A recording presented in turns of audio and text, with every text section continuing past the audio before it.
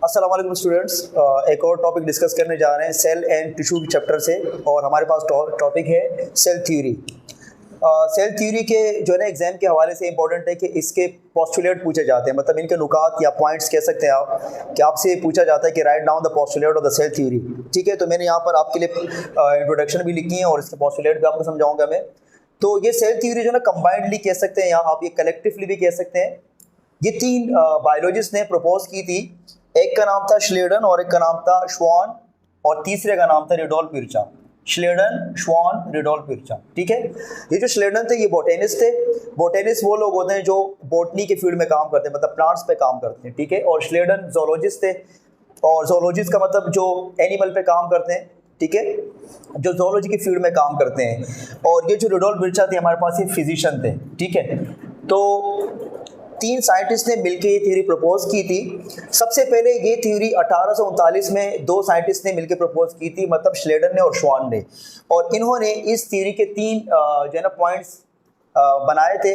उनमें जो तीसरा पॉइंट था वो रिडोल्फ विर्चा ने बाद में कहा, मतलब उन्होंने 1839 में अपनी थ्योरी प्रपोज की और उस थ्योरी के 3 पॉइंट्स थे।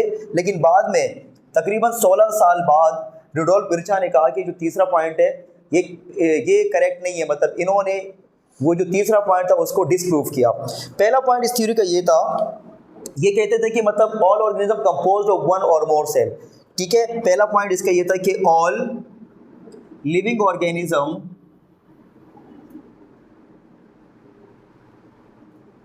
कंपोज्ड ऑफ वन और मोर सेल, वन और मोर सेल। मतलब इनके कहने का मतलब ये था कि दुनिया में जितने भी जानदार हैं या तो वो एक सेल पे मुश्तमिल है और या तो एक से ज़्यादा सेल पे मुश्तमिल हो। ये बात इनकी सही है, करेक्ट है। हम जानते हैं कि दुनिया में या तो जो ऑर्गेनिज्म है मल्टी सेलुलर होते हैं या यूनिसेलुलर होते हैं। तो ये जो पहला पॉइंट था तो बिल्कुल करेक्ट है। सेकंड पॉइंट का ये था कि cell is the basic structural and functional unit of life. हम जानते हैं कि जो सेल है वो बुनियादी इकाई है और जो लाइफ है वो स्टार्ट ही सेल से होती है। ठीक है, हमारी बॉडी को या जितने भी जानदार हैं उनकी बॉडी को स्ट्रक्चर साफ कौन दे रहे होते हैं? सेल ही दे रहे होते हैं, क्योंकि सेल ऑर्गन बनाते हैं और ऑर्गन मिलकर जो है ना ऑर्गन सिस्टम बनाते हैं और फिर इस तरह पूरा ऑर्गेनिज्म जो है ना बन जाता है। तो सेल जानदार की बॉडी को स्ट्रक्चर भी प्रोवाइड कर रहे हैं और हर एक सेल का एक स्पेसिफिक फंक्शन भी होता है। तो ये दूसरा पॉइंट जो है ना ये भी बिल्कुल करेक्ट है। दूसरे पॉइंट में इन्होंने यही कहा था कि cell is the basic structural and functional unit of life and functional unit of life। ठीक है, आप ये भी कह सकते हैं कि cell is the basic structural and functional unit of all living organism. तो ये दूसरा पॉइंट भी करेक्ट था। तीसरा पॉइंट इन्होंने कहा था कि cell is a de novo structure. इन्होंने अपने तीसरे पॉइंट में ही कहा था कि cell is a de novo structure. De novo का मतलब ये होता है कि cell can be arise from the non living material, मतलब जो सेल है वो नॉन लिविंग मटेरियल से बन सकता है। और ये बात तो गलत है। हमें पता है कि आज जो हम पढ़ते हैं तो नया सेल जो बनते हैं वो पुराने सेल से बनते हैं। तो इन्होंने तीसरा पॉइंट, आप लोगों ने एक पॉइंट इसमें ऐड नहीं करना है, जस्ट मैं आपको समझाने के लिए लिख रहा हूँ। ठीक है, आपको मैं यहाँ जो पॉइंट लिखवा रहा हूँ आपने ये अपने जहन में रखने हैं, लेकिन जो तीसरा पॉइंट है जस्ट आपको समझाने के लिए बता देता हूँ। इन्होंने तीसरा पॉइंट लिखा था कि cell is a de novo structure. इसका मतलब ये है कि cell can be arise, new cell या living cell can be arise from the non living material. और ये बात तो गलत है, ये तो आज भी हमें पता है और उस टाइम भी उन्होंने ये बात डिसप्रूव की थी। किसने? रिडोल्फ विर्चा ने। तो इन्होंने कहा था कि cell, new cell can be arise from non living material.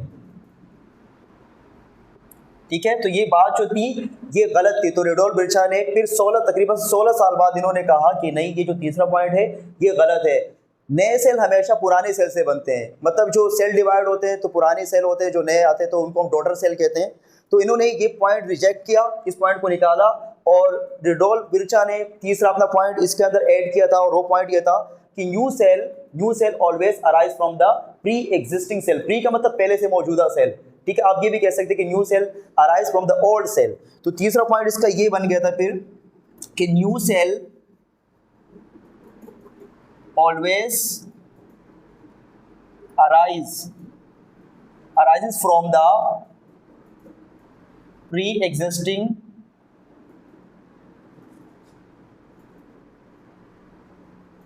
Cell. ठीक है, तो ये 3 पॉइंट्स, अब ये जो आज हम थ्योरी पढ़ते हैं सेल थ्योरी, तो उसके 3 पॉइंट्स है। पहला पॉइंट ये पढ़ता है कि all living organism composed of one और मोर सेल। दूसरा पॉइंट ये कि cell is the basic structural and functional unit of life.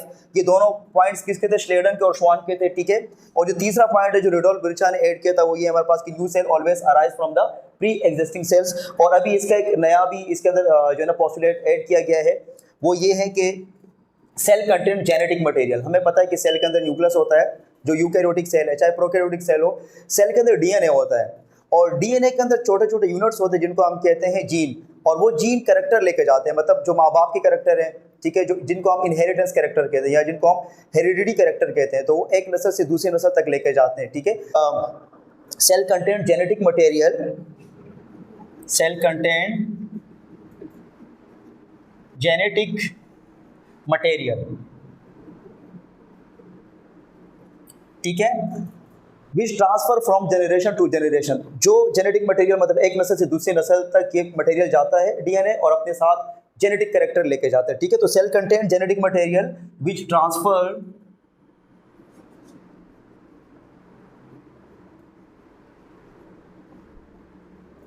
From generation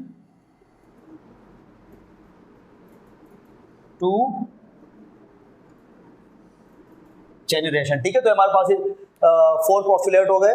तो फिर से बता देता हूँ, the first postulate the cell theory, all living organism composed of one और मोर सेल। जितने भी जानदार है या तो एक सेल से बने होते हैं या दो एक से ज्यादा सेल पे मुश्तमिल होते हैं।